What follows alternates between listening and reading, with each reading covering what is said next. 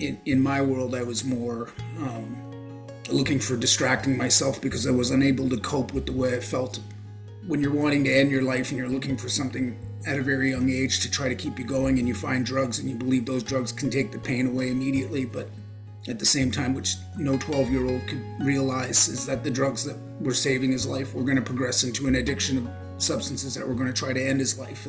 And I had to sell my only asset that I had for my whole life to be able to pay for my treatment so I could stay alive. But there was no connection within the system to be able to support me, to be able to help me out of this crisis that I was in. It brought me to places I didn't think were imaginable. I never thought I would end up there, right? So there is quite a few silos that have actually been built up in between organizations. And so obviously with that is people are not being collaborative and sharing best practices.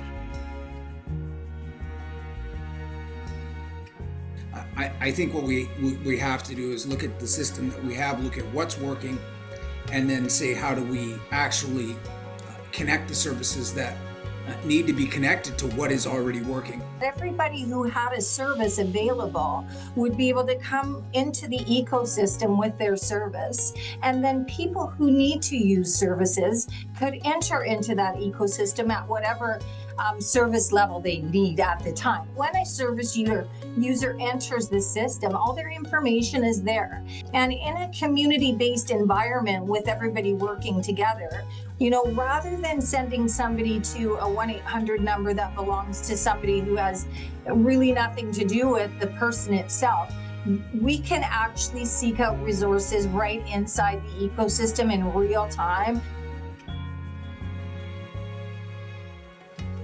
If somebody knows that they're going to go through treatment and not be homeless at the end of it, they can actually start focusing on themselves to get themselves better. Yeah, one team, one dream. There's a lot of people out there that have big hearts that just want to see our brothers and sisters get well.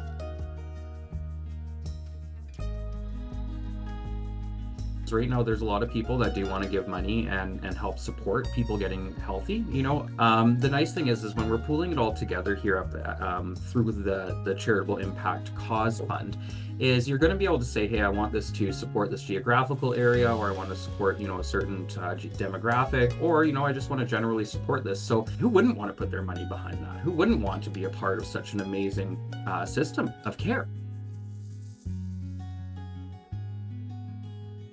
A good outcome is not only people getting well and getting healthy, but for them to have some purpose in whatever it might be. And maybe it's just that you want to go home and you want to be a good mom. So, I think self-actualization to me means whatever purpose it is that you want, that drives you in your life to, be a good person. And that's all I really want for everyone.